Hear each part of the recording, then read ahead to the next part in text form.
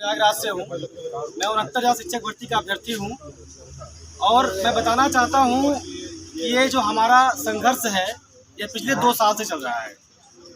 2019 दिसंबर का महीना जब हम पहली बार लखनऊ आए और हमारे संघर्षों की शुरुआत हुई, उसके बाद से लेकर पूरा प्रदेश, इवन पूरे देश की बात अगर मैं करूं तो बताना चाहूँगा कि देश का ऐसा कोई भी जिम्मेदार व्यक्ति नहीं है जिसको ना पता हो कि हमने कितना संघर्ष किया है। चाहे वो लखनऊ की सड़कें रही हों, चाहे विधानसभा रहा हो, चाहे मुख्यमंत्री आवास रहा हो, चाहे शिक्षा मंत्री आवास रहा हो, चाहे CRT रहा हो, ऐसा कोई दरवाज़ा नहीं, सी कोई जगह नहीं जहाँ अपनी मांगों को लेकर, अपने अधिकारों के लिए हम लोग ना गए।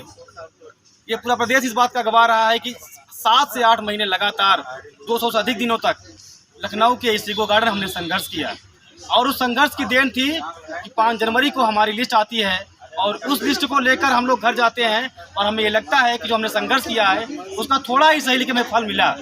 2 साल के संघर्ष के बाद 800 के रूप में हमें संघर्ष का वो थोड़ा सा फल मिला और इस उम्मीद में हम लोग घर चले गए कि शायद अब आने वाली सरकार जो है, क्योंकि उस समय आचार संहिता लग गई थी 8 तारीख को, तो हमें उम्मीद थी कि जो आने वाली सरकार है वो हमें न्याय देगी और हमें नौकरी मिलेगी। लेकिन चुनाव हुआ, सरकार फिर से रिपीट हुई, हमें खुशी हुई कि माननीय योगी आदित्यनाथ दोबारा मुख्यमंत्री बने।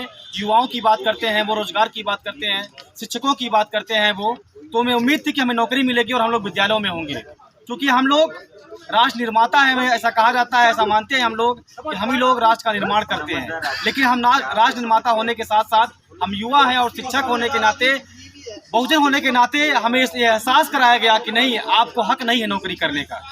और इतने संघर्ष के बाद, इतनी पीड़ा सहने के बाद, लखनऊ में भटकने के बाद, दर्द ठोकरे खाने के बाद, बीमारी सहने के बाद, अपने परिवार से, अपने घर से दूर रहने के बाद, 8 महीने के संघर्ष के बाद जो वो नौकरी हमें मिलती है, जो हमारा चयन होता है, उसमें हम नियुक्ति से आज भी दूर हैं। मैं अपने पूरे प्रदेश के जिम्मेदार साथियों से पूछना चाहूँगा कि ऐसा क्या हमने दोष किया है, ऐसी कौन सी गलती की है कि जो आज भी हम विद्यालयों से दूर हैं। हमारा दोष केवल इतना है कि हम दलित हैं, हम पिछड़े हैं, हम अल्पसंख्यक समाज से आते हैं। अगर यही दोष है तो क्या हम पढ़ाई बंद कर दें? मैं अपने बारे में बताना चाहता हूँ कि मैं एक master of science MSc qualified student हूँ। मैंने B.Ed किया हुआ है और इतनी पढ़ाई करने के बाद, TET की एग्ज़ाम पास करने के बाद, सुपर टेट एग्ज़ाम पास करने के बाद ये उम्मीदें थी कि हमें नौकरी मिलेगी और हम भी अपने समाज का, अपने घर का, अपने खुद का जीवन सुधारेंगे और राष्ट्र का निर्माण करेंगे। लेकिन पिछले 2 सालों के संघर्ष के दौरान हमें ये बताया गया, बार बार हमारे ज़मीर को कुरेदा गया कि आप शिक्षक होने के नाते, आप दलित हैं, पिछड़े हैं, तो आपको संघर्ष करना है, आपको नौकरी नहीं करनी है। इस बात को हमें एहसास कराया गया कि पढ़ने के बाद, क्वालिफाई होने के बाद, सारे मानकों को पार करने के बाद भी आपको संघर्ष करना पड़ेगा। लेकिन हम बताना चाहते हैं कि हम कमेरा कौम से आते हैं, हम लोग संघर्ष करने वाले लोग हैं, हम तब भी हार नहीं माने। 7 से 8 महीने लगातार लखनऊ में संघर्ष करने के बाद हमें उम्मीद थी कि हमें नौकरी मिलेगी और मिली भी, क्योंकि हम संघर्ष में विश्वास करते हैं और संघर्ष नतीजा आया कि हमें नौकरी मिलेगी। लेकिन उसके बावजूद आज सरकार को लगभग 1 महीने हो गए, सारे मंत्रालय बट गए, शिक्षा मंत्री बन गए, मुख्यमंत्री बन गए, लेकिन आज भी हम चयन से दूर हैं। हम निवेदन करना चाहते हैं, जो भी साथी हमें सुन रहे हैं, आगे चल के देखेंगे कि हमारा दोष क्या है। हम शिक्षक हैं, हम पढ़े लिखे लोग हैं, हमने सारे मानक क्वालिफाई किए हैं, क्या यही हमारा दोष है?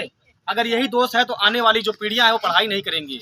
अगर पढ़ने के बाद, परीक्षाओं को पास करने के बाद अगर 2 साल धरना ही करना होगा, 2 साल संघर्ष ही करना होगा, लाठियां ही खानी होंगी, बीमारियां झेलनी पड़ेंगी, इस कड़कती हुई धूप में जब बताइए घरों में रहना मुश्किल हो रहा है, हम लोग इको गार्डन की इस अघोषित जेल में आज ही बैठे हुए हैं, अपने संघर्षों की लड़ाई लड़ रहे हैं और मांग क्या रहे हैं सरकार से? क्या मांग रहे हैं? ऐसा क्या मांग लिया हमने? कोई प्रदेश मांग लिया, कोई जिला मांग लिया, कोई MLC का टिकट मांग रहे हैं? हम लोग नहीं मांग रहे हैं। हम मांग रहे हैं तो अपना अधिकार मांग रहे हैं, जिसपे हमारा हक था। 2 साल पहले हमें नौकरी में होना चाहिए था, लेकिन आज 2 साल बीत जाने के बाद भी हम इको गार्डन में कल भी थे, आज भी हैं और ऐसी उम्मीद है कि आने वाले कुछ समय तक रहेंगे। चूंकि ये अधिकारी मुख्यमंत्री की बात नहीं मानते हैं।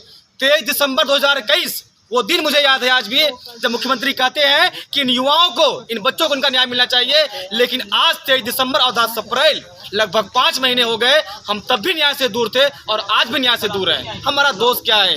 ऐसा कौन सा सरकार का मानक है जो हमने क्वालिफाई नहीं किया है? ऐसी कौन सा परीक्षा जो हमने पास नहीं किया है? ऐसा क्या दोष हमने कर दिया जो आज विद्यालयों में हमको जाने में अभी भी संघर्ष करना पड़ रहा है, धरना करना पड़ रहा है, यहाँ अघोषित जेल में बंद होना पड़ रहा है। हम निवेदन करना चाहते हैं अपने प्रदेश के हुक्मरानों से, अपने प्रदेश के जिम्मेदार लोगों से, अपने समाज के आने वाले मंत्रियों से, विधायकों से, जो दम भरते हैं कि हम समाज से आपके आते हैं, दलित समाज से आते हैं, अल्पसंख्यक समाज से आते हैं, ओबीसी के लोग हैं। हम निवेदन करना चाहते हैं उससे कि अगर हम योग्य हैं, अगर हमने मानक क्वालिफाई किया है, अगर हम चयनित हुए हैं तो हमें नौकरी मिलनी चाहिए। अगर हमें नौकरी नहीं मिलेगी तो हम इको गार्डन में कल भी संघर्ष कर रहे थे, आज भी संघर्ष कर रहे हैं और पूरे प्रदेश में जाकर अपने संघर्षों की रास्ता सुनाएंगे और बताएंगे कि एग्ज़ाम क्वालिफाई करने के बाद, मानक क्वालिफाई करने के बाद, चयन लिस्ट में नाम आ जाने के बाद आज भी हम विद्यालयों से दूर हैं, जबकि अभी हम विद्यालय में होना चाहिए था हमें। हम कल भी इको गार्डन में थे, आज भी हैं। उम्मीद करते हैं कि हम बहुजन विद्यालय में होंगे। बहुत बहुत धन्यवाद।